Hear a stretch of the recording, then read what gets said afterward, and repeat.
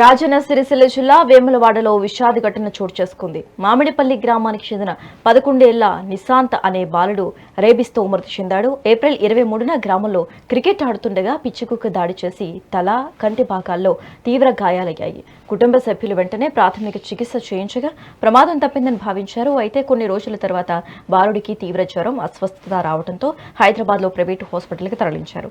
అక్కడ పరీక్షలు నిర్వహించిన వైద్యులు రేబీస్ సోకినట్లు నిర్ధారించారు. చికిత్స పొందుతూ నిశాంత్ మృతి చెందడంతో గ్రామంలో విషాద ఛాయలు అలుముకున్నాయి. కాగా కుక్కకాటు గాయాలను నిర్లక్ష్యం చేయకుండా వెంటనే యాంటీ రేబీస్ వ్యాక్సిన్ తీసుకోవాలని వైద్యులు హెచ్చరిస్తున్నారు.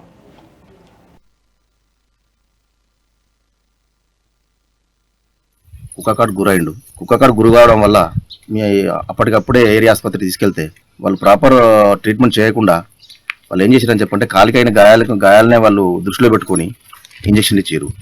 తలపైన ఎక్కడైతే గాయాలైనాయో, తలపైన కంటిపైన గాయాలైనాయో వాటికి వాళ్ళు ఏం చేశారని చెప్పంటే వాటి కుక్క గరవలేదని చెప్పి, అది కుక్క కాటు కాదని చెప్పి వాళ్ళు ప్రాపర్ ఇన్వెస్టిగేషన్ చేయకుండా దానికి కుట్టేయడం జరిగింది. కుట్టేసి కన్ను పైన వాళ్ళు ప్లాస్టర్ వేసి బ్యాండేజ్ చేసి పంపించారు. అంటే వాళ్ళ నిర్లక్ష్యం నేను 100% వాళ్ళ నిర్లక్ష్యం అని చెప్పి నేను అనుకుంటున్నాను.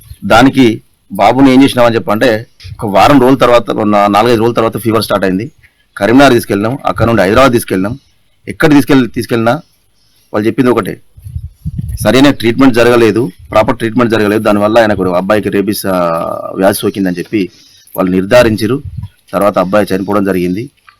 ఇట్లాంటి బాధాకరమైన విషయం కాబట్టి ఈ కుక్కల బెడద కానీ ప్రభుత్వం కావచ్చు, గ్రామాధికారులు కావచ్చు, మండలాధికారులు కావచ్చు, కుక్కల పైన చర్య తీసుకోవాలి. కుక్కకాటు గురి కావడం వల్ల అప్పటికప్పుడే ఏరియా ఆసుపత్రికి తీసుకెళ్తే వాళ్ళు ప్రాపర్ ట్రీట్మెంట్ చేయకుండా వాళ్ళు ఏం చేశారని చెప్పంటే కాలికైన గాయాలనే వాళ్ళు దృష్టిలో పెట్టుకొని ఇంజక్షన్ ఇచ్చారు.